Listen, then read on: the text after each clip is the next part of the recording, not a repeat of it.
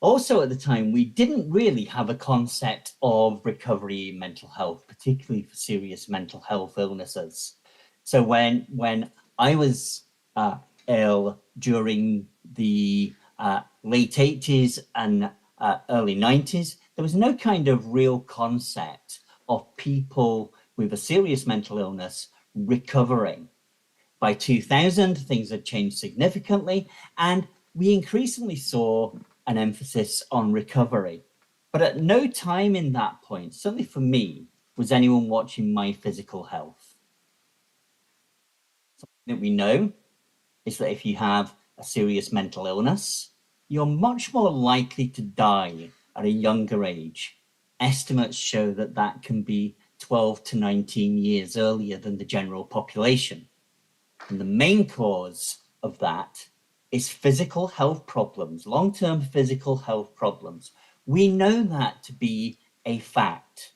So when we are treating someone within the mental health system, and that is likely to be long-term ongoing treatment, we know that in later life, there's a physical health impact.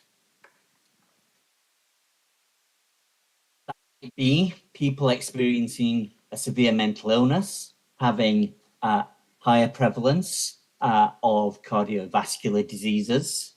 We know that in depression, it's 2 to 3 times more common for people to experience cardiovascular diseases. Mental illness increases the risk of diabetes and diabetic complications. We again know that comorbid depression worsens clinical outcomes and increases the chances of people experiencing type 2 diabetes. And whilst across the general population, we've made big strides in tackling the causes of cancer, a person with a serious mental illness is still 2.5 times more likely to develop cancer than the general population. Risk factors that we know of include smoking, poor diet, low levels of exercise, stress, antipsychotic medication. Poverty is a big factor, alcohol, but also within the health system, diagnostic overshadowing, a lack of physical health checks, and a lack of physical health interventions, particularly at the early stages of mental health care treatment. We campaign for better access to mental health services, but actually at the same time, we're overlooking the problems of accessing services around our physical health. Just to give a little bit of background on me, I started smoking regularly at 14 years of age. That's a big red flag. The following year, I was drinking alcohol regularly and excessively. So I was 15 by that stage, another big red flag. And between 1991 and 2000, I had frequent psychiatric hospital admissions, 2 or 3 hospital admissions every year, often for at least a month. Again, that's another red flag that there may be a future with physical health complications. 2000 and 2001, I started my recovery. I stopped drinking alcohol for a start. My admissions to hospital stopped. Smoking cessation was not encouraged. Actually, it was common for people to say, you're doing so well, let's not do anything to change what's going on. This isn't the right time to stop smoking. So smoking was never an issue that was addressed by the mental health system. We want recovery to look like a nice, straightforward line where we go from illness back to something like normality, whatever normality means. That's the myth of recovery. We actually know that that journey can be quite messy. And there's lots of twists and turns along that journey.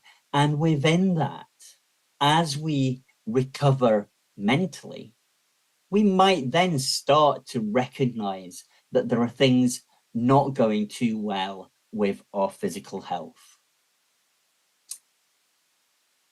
Running the clock forward a little bit, 15 years later, I finally stopped smoking. I had made the successful transition back to work. I was married with a family, no hospital admissions for 15 years. From a recovery point of view, that looks good. However, 2015, I was diagnosed with asthma. 2019, I had a diagnosis of diabetes type 2. And in 2021, I needed major open heart surgery. All of that looks as though it's because of previous lifestyle issues. Recovery is not just about our mental health recovery. It's about a whole process of looking at our health, managing illness and symptoms, making informed choices both to support our physical and our emotional well-being. It's looking at our home situation, having a stable and safe place to live, and a purpose, reconnecting with meaningful daily activities, having independence, and being part of the wider community, having those relationships, those social networks, those friendships and love. But we need an approach that treats the whole person, both in terms of health and in social care, looking at all of the factors that go on for that. But today, I want us to think about what a different approach looks like. Risk factors associated with long-term physical health conditions are still prevalent for people like myself with a background and a lived and living experience of serious mental health issues. We need to look at how we can start to address physical health seriously and from an early stage. Why is diagnostic overshadowing still an issue? Why do we still have poor access to regular physical health checks as routine? And knowing that a mental health condition can lead to physical health problems in later life, what physical health interventions can we build in for an early stage through to recovery? Once I'd recovered, I was discharged from the mental health system, and then this assumption that everything was normal. No one looked to tackle that 20, 25 years of abuse that my body took through my experiences of living with a mental health condition. We also need to think about the language that we use there, because it would be easy and is easy to use language and approaches that can be accused of fat shaming or patient blaming. So we really need to start thinking together with people with lived and living experiences of how best we tackle those physical health issues that are still prevalent for people today. With that, I'm going to hand back over and open up for questions and discussion.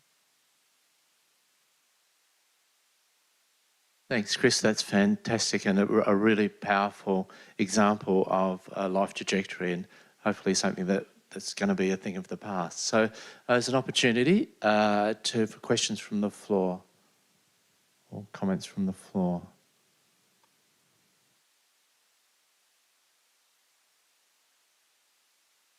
I might, Chris, I know last time you spoke, you talked about your open heart surgery and some of the secondary, I guess, outcomes from that in terms of your mental health. Can you talk to us a little bit more about that? Yeah, so I had open heart surgery in October 2021. As I said, that was probably as a result of some of the health issues that had been ongoing and prevalent throughout my background. It was complicated in the fact that 2 months after heart surgery, I also had lost a kidney because of a surgery complication. However, one of the things that was different about that serious experience of physical health problems and potentially life-threatening health problems was the psychological impact of that. It was very, very different psychological impact to the psychological impacts I'd felt during my severe bouts of depression. By this stage, I was well into recovery. I had a sense of purpose and identity. I knew where I wanted to be. And then you have this physical health problem that can interfere with that. That can be a serious knockback. And we know that physical health conditions can have a big impact on our mental health and well-being. One of the things that was very, very fortunate for me and is not generally routine was that I had access to cardiac psychology. And cardiac psychology took a very, very different approach of looking at the very serious issues that I may face moving forward that may not change. And looking at how we address or manage those issues going forward. That was really, really useful in that process of maintaining my mental health during a stage of high anxiety around my physical health. Great, thanks, Chris. We have another question from the floor. Yeah, thank you, Chris. My name's Sharon. Something you said during your talk resonated where you'd said once your mental health was better managed, that you then could talk and think more to your physical health. I'm wondering if you would think back, because often, you know, it's well down the track by then and you've established physical health conditions. So is there anything that you would say or do differently or suggest, particularly for the health professionals in the room, but also for consumers and families, to try and move that clock back earlier? It was just interesting what you said, that it wasn't until after your mental health was steadier that you had headspace to think about your physical health, was what I took from what you said. Yeah, I guess. I mean, I date my recovery to early 2000, mainly because that's where my last hospital admission was. And so it's a nice, easy point. You know, when I started to recover, I think it was probably about a year, 2 years after that point that I kind of looked back and went, oh, I've not been in hospital. What's going on here? And there's not this moment of psychic change. Then there's this gradual process. But at 2 years, things were stable. Things were looking good. I was managing without crisis intervention. That was the first time in a long, long time. I guess it was probably around 2010.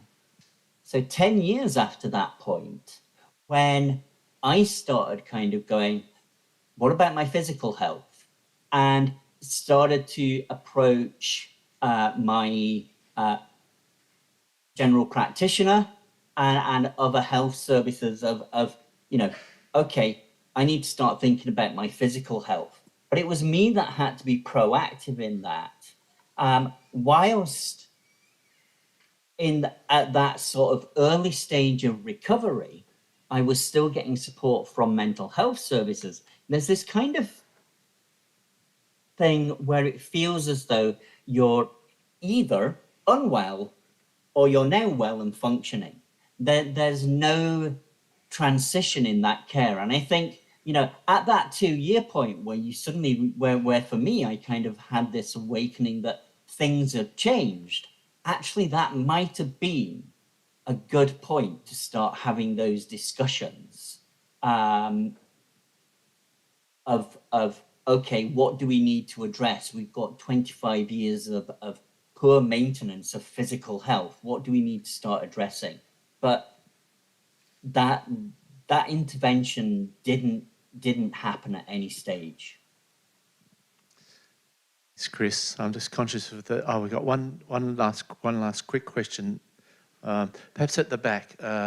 Sorry, we've got to give everyone a turn. So, and while Sonia's going back with the microphone, I think that's such a great point when we think about, you talk about holistic health, and in mental health and health we go, oh, the person's okay now, they're good now. But really, this is when we should be doing promotion, health promotion and preventive action to avoid the heart transplants and the loss of kidney 20 years later. We should understand that this is a risk factor, 20 years in sort of mental health services, etc. So the people are just not ill or well. We need to keep thinking about a health promotion, prevention, early intervention about everybody's, particularly in GP land and also any clinician really. Last quick question. Yes, as comment really, I guess, for professionals as well, is that because of a lot of interactions with the health service, I was scared of health services, and I have a trauma background as well. So when my physical health does need addressing, my mental health is not addressed.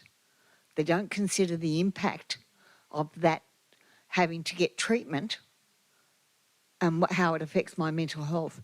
And that's been so deterring for me to get my physical health taken care of because of that past trauma. Chris, did you have a comment, a response in response to that comment? Yeah, I think, at the end I'd said we need to be mindful of the approaches that we take. And I'd mentioned it's very easy for people to feel as though they are blamed for their physical health conditions. But also, yes, we may have had poor experiences or traumatic experiences, particularly with things like diagnostic overshadowing. When I go to a doctor and they kind of go, well, actually, that's probably just down to your mental health without exploring that, that is going to put people off accessing physical health services. Also, we're aware that we may have done damage to our bodies, and there's a fear in moving forward to physical healthcare support, a fear of, well, what actually might we find? So we need to think about how we work with people with lived and living experiences to bridge that divide that can exist there between access to services.